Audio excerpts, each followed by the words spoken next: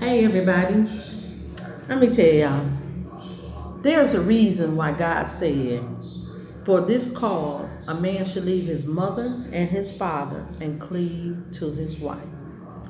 Now this week God had me looking at jumping the broom again. And this is something I always try to tell a lot of people, even when I was in the church and was counseling. Family should not be in your marriage. I try to tell people, as a spouse, when you go to your mom, his mom, or he go to your mom and his mom, I saw, or any other relative, you should never discuss what's going on in your marriage, especially the family. Because see, the devil gonna use the people closest to you first. Okay? They're not gonna have a biased opinion.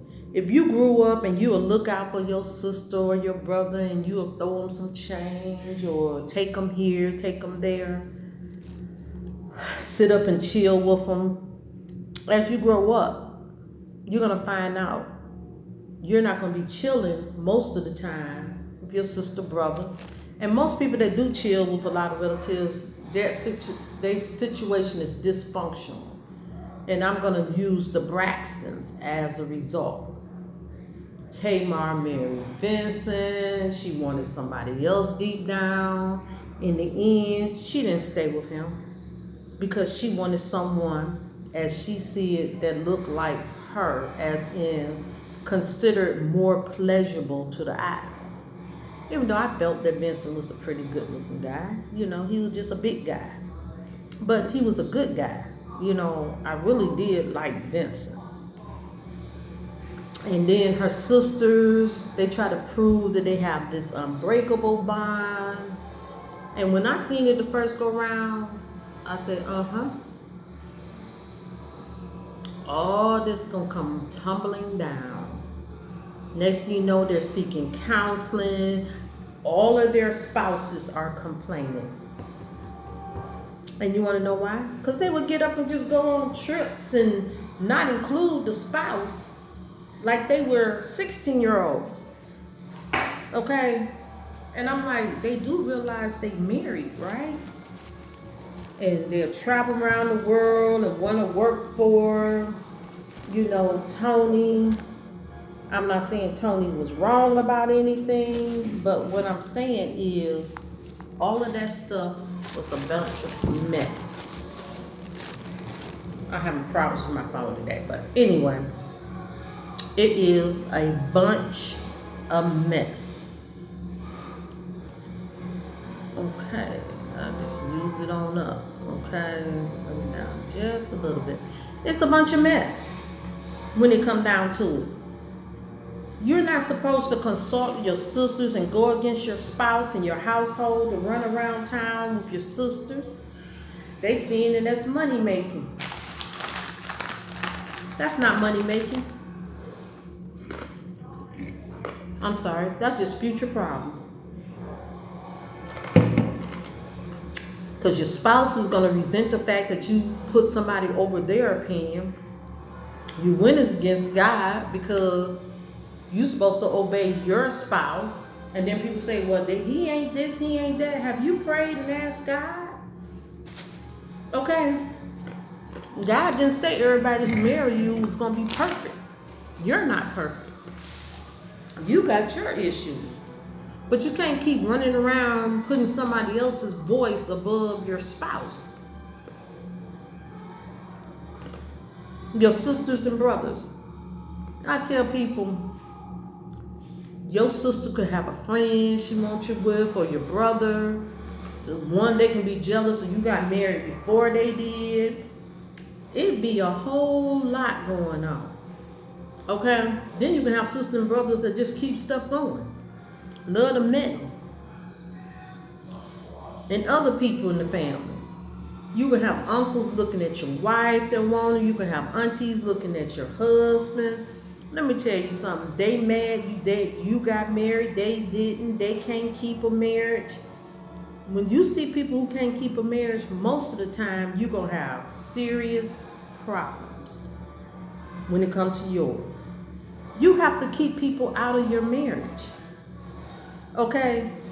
I done seen people get married, be married 5-10 years, and then once their family find out, they get a divorce. That's when the trouble starts. I always tell people, and it's nothing wrong with you telling them or you having the family invite them to a wedding, but sometimes people elope for a reason. Because they know what type of family they have, and they get to fighting you, cursing you, setting up blockages. When you make a decision to get married and you lay out before God or you ask God and He's directing you, remember the devil hates marriages. And he will rise up and he'll send so many people. I remember my first time getting married. I didn't tell nobody. We was good till they found out. Okay? But at that time, he ended up getting sick and he made his transition. But I just tell people, they couldn't stand, and I'm using the Braxtons, Trina's husband, half of them prejudiced, the other half could have been jealous, because that's what they wanted. He was a good looking man, he was in love, the stuff Trina did was so ridiculous. It was so ridiculous. Okay? But as soon as these people, marriages be disrespected, God don't cover you, because He gave you instruction.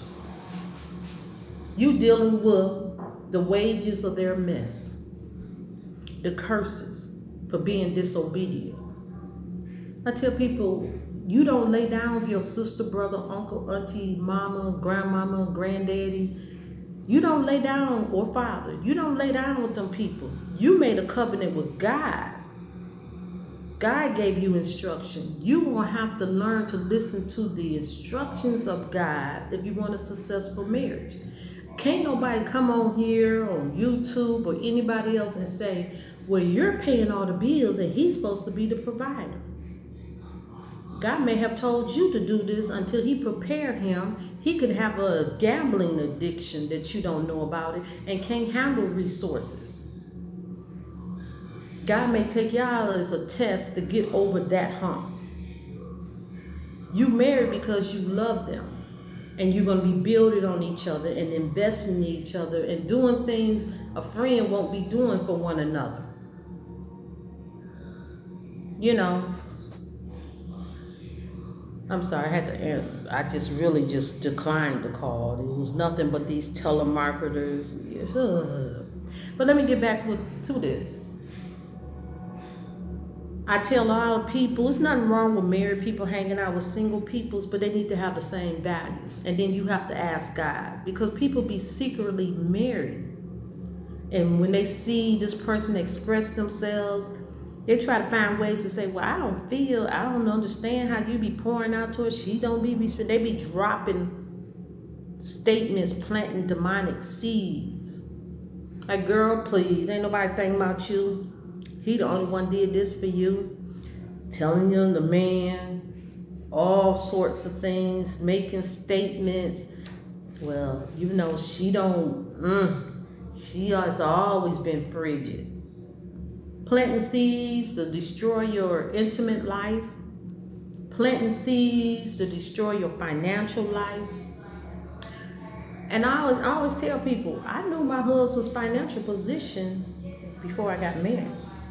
I knew my husband's sexuality before I got married. And I ain't saying something that's negative. I don't need outside people with strong opinions and turn around and say, well, child, her husband went and got a manicure. Okay? And I look at her, especially being a cosmetologist, there's nothing wrong for a man to have a manicure. I ain't saying color polish on his nails. But there's nothing wrong with a manicure. But people have so many opinions and they want to write your story. And I tell people, the only person writing my love story is God. Because He know what I need He know what he need. He know what we can handle. Okay? I don't let people have that many opinions in my life. Even if I'm talking to work, say, oh my God, he came home. He wanted me to get up and cook last night. I was so tired while I was cooking, and then somebody said, well, I wouldn't be cooking. That's crazy. He can go in there and cook. And I just looked at him, I said, If I didn't have a problem with getting up, I said, I wish he had not done this. But I'm going to serve my husband. Okay? He going to serve me. It's not your opinion. That man could work 2 jobs and got off late that night. And I may have did an afternoon shift, had just not too long came in, and I was just tired. But it doesn't mean neither one of us was wrong. It was just I was tired. I don't need people to drop with their opinion about my spouse to me and what should go on, what shouldn't go on, what worked for me. And I tell people we are in different times. Let me explain something to you. A lot of these men worked and took care of the household because it was a season where they wasn't letting our grandparents and great-grandparents allowing the women to work, or certain men of color to work. It depends where you was located. So when that man was taking care of everything, because the woman wasn't allowed to work, she couldn't get a job, certain nationalities, and then it was across the board the same in other areas. Okay? We don't live in those times. We live in a time that's just calling for both people to be working and investing in their household, not just one. And if you talking about you the virtuous woman and you married, you was called to be a helpmeet. So you're supposed to be meeting every cause in that marriage. Okay? You and your husband, not one person. And if you just a girlfriend, I always tell people, y'all just dating. God don't even ordain or condone fornication. And everything he written is for a husband to a wife. You're not a wife. He's not your protector. He's not your provider. He didn't tell no man, even your wife, when you go out to dinner, you spend all your money on her and no matter what, and her friends. That's just foolishness. God never spoke that. I look at these men. Stop letting these women run game on you. You can take this woman out. You're supposed to set the standard of the day, to be honest. You know what you got in your wallet. You know what you can afford. You know what you want to do. You know how you want to get to know this person. If this person got all this stuff going on, let them be. Let them take themselves out. I bet you they start condoning, they stop doing all this foolishness. Because you see the females now, they beginning to beg men. I told men alone like 3, 4, 5 years ago, I said, walk away from these females. They'll stop. Y'all kept trying to meet it. Now you start walking away. Now they on the internet begging you. You have to be guided by God too to find people. Then now you're hearing about all these dating sites and the horrible dates and how they dealt with a nut. Just like it's earth angels, it's earth demons. You can't go out with everybody. And just as Satan can appear as an angel of light, and I'm speaking scripture, so can his children. Just because you related to somebody, that don't mean they ain't no earth demon. You can't always, you got secret witches in your family that you know nothing about. You may see a little this and that and you be like, I didn't think they'll do this. Okay, think again. Think again, baby. Think again. And I even talking about people that's not even that spiritually deep. Jealousy is real. People keep confusion going. And when God had me watch Jump in the Broom again, how the mother went and exposed that his fiance, soon-to-be wife, mother, the woman that she thought was her mother, was her auntie, and her auntie was actually her mama. And this woman exposed it, almost destroyed her son's marriage.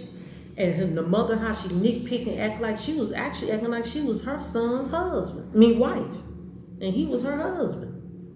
And he had to check her. And he tried not to put her in the business. And sometimes you need to listen to people when they turn around and say stuff like, oh, I don't want to go around that. Because God could have shown them something. And you have to look at the patterns. Everybody that come into your life get to ran off. All kind of foolishness. You have to learn how to set boundaries and put people in their place. And even if they're spiritually attacking you and you ask them to stay out of it, talk to the man upstairs. He'll deal with it. God has boundaries for everybody. If you ask someone to leave you alone, they're supposed to leave you alone. God will deal with them. Okay, people get the lying on you. When he say, lying lips should not go unpunished, he will punish them. Okay? But don't invite the devil in. And demons jump off on people. And people be over opinionated about things that may not even bother you. I heard this woman get on there and say, I wash my children's clothes, but I ain't washing his. If I'm washing, I'm washing. That don't bother me. Okay? Some women use profanity when they talk to their spouse. I don't. It's not for me. I don't care if he uses it. It's not for me. And it's like, oh, well, he said something. Well, sometimes he play with me and he has a smart mouth. That's what we do. I have a smart mouth. People don't see it a lot of times because I really don't bond with a lot of people. I don't interact and talk to a lot of people. And they don't see it. I remember in my job, they just reading, they say, well, he seemed like this and you. I was like, you don't know me when I'm not at work. You don't know the conversations I have with him. Okay, you know nothing of me. But when I tell them some things, I say, yeah, I punched this one and did this to that one. And, they're like, what? And I'll be like, what? That's how I'm a little aggressive. I got a lot of sons, okay? Two males. That's what I do. I tend to, and that's my sort of my love language too, a little bit. Not beating and being abusive, but I play a little rough. I say something, because this one girl, and I tested this guy. We were sitting around talking, and I said, I can call her out her name, and she'll swear me down I didn't do it, no matter what you say. And I said, well, such and such is a B. I'm going to show you. He turned around, he said, she just called you a B. She looked over at me. I looked at her. She turned around. I know for a fact she ain't did that. And she turned around. He said, you just like to mess with people. And he looked at me, his mouth dropped. I said, yeah. Because what I do with the people I consider close to me and the way I do with my spouse is two different things. The things, how I play with this group of people is different from how I deal with the people at the church. Okay? These people right here that I grew up with, I interact with them differently than this group. Because a lot of people you grew up with, they can't accept the fact that you have evolved. You done came higher. You have grown. Okay? Relatives, I deal with them like this. We have distant cousins and aunties and uncles that we really don't go around on a regular basis, but you can be related to. I deal with them a certain way versus the ones I see on the regular. Just saying, not that I'm being fake, but if you know this auntie right here love to gossip, all the people business, disrespectful, you ain't gonna go tell her your business, and you ain't gonna go visit her all the time. This one you may bond with. And I'm saying that for a reason. Because this person can get on, relatives can get on the phone, talk to these, this, and this, and people prejudge who you marry. Because they don't understand. I done seen people judge people as the worst because they had tattoos. I didn't see them judge on this because, oh, they went to jail at this point in their life. And this person didn't, but this person is foul. Hey. Yes.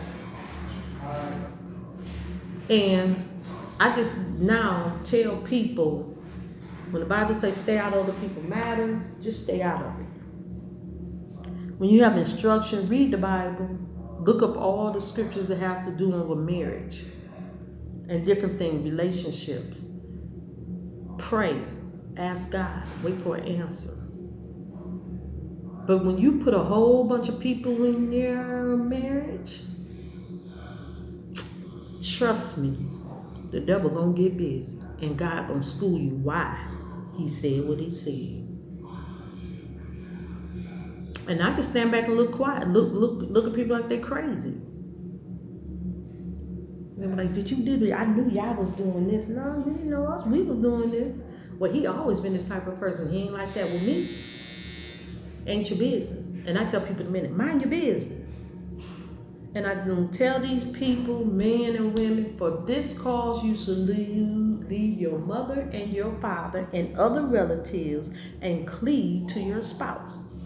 Don't tell everything that you do with your spouse to your family. All of your friends. Don't tell everybody everything. It's not their business.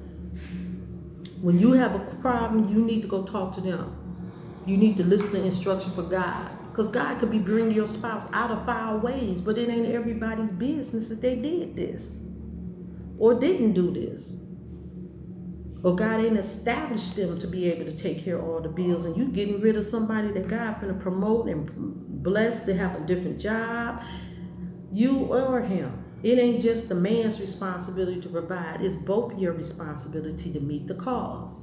So, this is a warning that God had want me to give everybody who's married and who's gonna get married. Keep people out your business. Okay? If you're not having a wedding, you're going down to the courthouse, talk to God. He may say go to the courthouse. Then have a wedding. He may plan you to plan a wedding. And don't tell nobody until it's a couple months before, or a month before, a couple weeks before you actually walk down that aisle. Talk to God. Learn about marriage. And just because you go to a counselor don't mean they right. Let God guide you. And that's it for this today. I'm that girl Goddess. And I'll ask everybody to like, share, and subscribe. Bye.